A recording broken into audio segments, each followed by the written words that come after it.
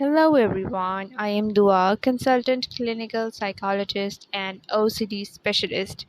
So today we are talking about something very important that you guys have experienced a lot. Okay, so have you ever rehearsed a simple sentence in your head? Hi, can I get a coffee? Over and over again. And then, when the moment comes, your heart starts racing. Your voice feels stuck and your mind goes blank, and suddenly something so simple feels impossible. If that sounds familiar, you are not alone. Because this isn't about being awkward, this isn't about lacking confidence. This is your brain going into threat mode or something that isn't actually dangerous. And today I'm going to show you why this happens, what your brain is doing in the exact moment, and most importantly, how to stop it. Because once you understand this, everything starts to change. So, what's really happening? Let's start with the truth most people don't realize. You are not panicking because talking is hard, you are panicking because the brain thinks it's unsafe. When you're about to say something simple like asking a question, ordering food, speaking in a group, your brain scans for danger. And if you have social anxiety, it finds it, even when it's not there. Okay? Your brain false alarm system. There's a part of your brain called amygdala. Its job is simple. It's to keep you safe. And here is the problem. I can't tell the difference between a real threat like danger and a social situation like speaking. So when you're about to talk, your brain goes, what if you mess up? And what if they judge you? And what if you embarrass yourself? And suddenly your body reacts like you are in danger. So why your body reacts? Let's break down what happens in your body. Heart starts racing, hands get sweaty, voice shakes, and mind goes blank. And this is called fight or flight response. Your brain is preparing you to fight, run, or freeze. And guess what most people do in social situations?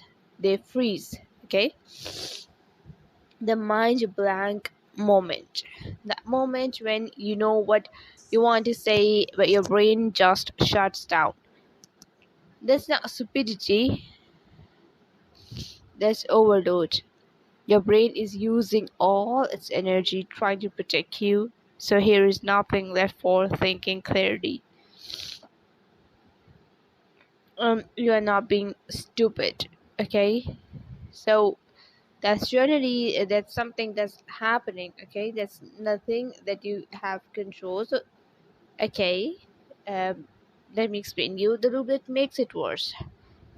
Here's when it becomes a cycle. You panic before speaking, avoid or rush, you feel embarrassed, and you replay it later, right? Next time feels even scarier.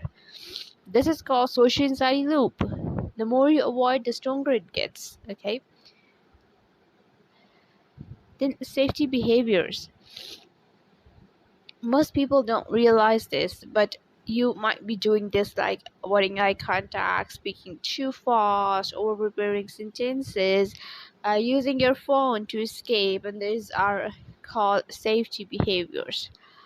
They feel helpful, but they actually tell your brain that the situation is dangerous, and that keeps the anxiety alive. Okay, so why simple things feel so hard? You might be thinking, why is something so small so hard for me? And here is why. Because it's not about the sentence; it's about what it means to your brain. Your brain is not thinking, say hello. It's thinking, what if they judge you? What if you look stupid? What if they don't like you? So the pressure becomes huge, even for something tiny, and you feel like, okay, they might judge me. What if I would say this is this thing, and what if they would say this is this thing to me? Okay, now how to stop the panic? Let's get into the part that changes everything. How to break this pattern? Step number one is stop trying to be perfect.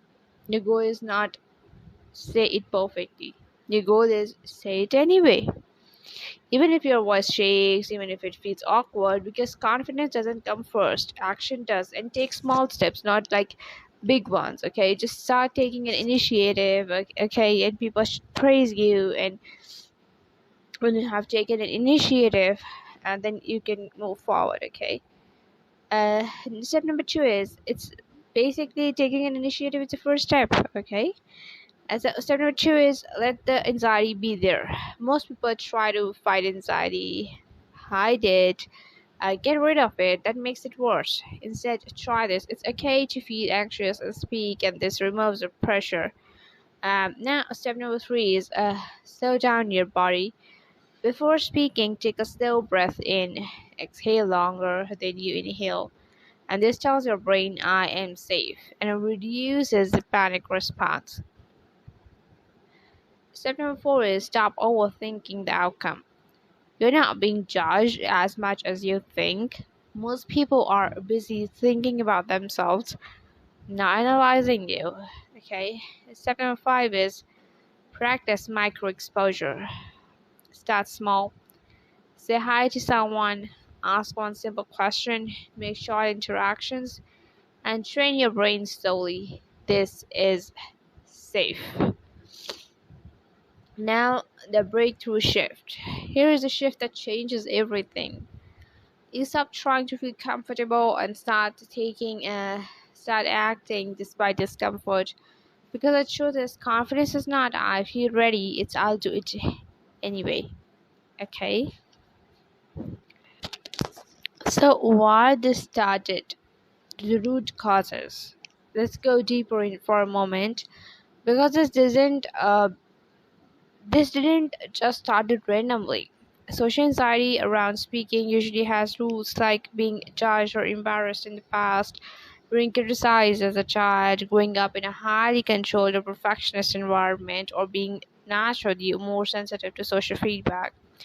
The brain learned something very important early on, like speaking is risk. So now even simple situations trigger that old learning. Okay.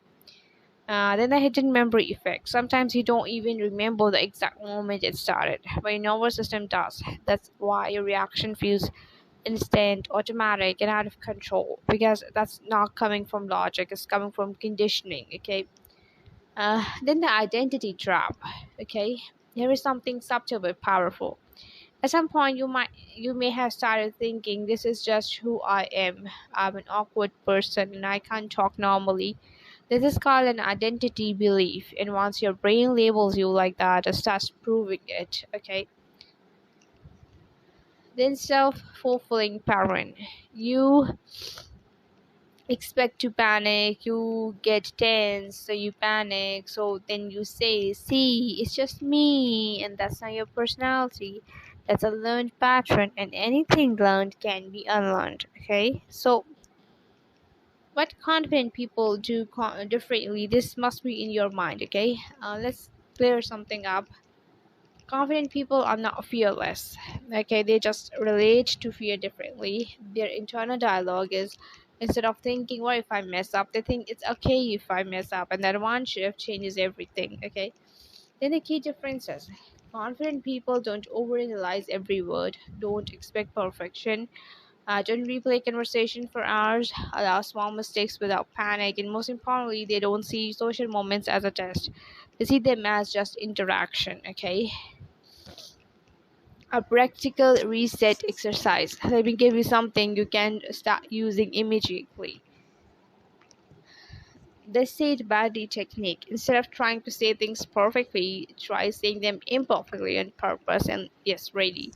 Um, for example, instead of let me say this perfectly, try I'm just going to say this simply. Even if your voice is imperfect, your words aren't soothing because this doesn't something powerful. It removes pressure, and when pressure drops, anxiety drops. Why this works? And you are teaching your brain you don't need to be perfect to be safe, and that's how you rewire the response. Okay. Now think about this. If What if the problem was never your ability to speak? What if the real issue was the pressure, the fear, the meaning you attach to it? Because once you remove it, speaking becomes simple again. Okay.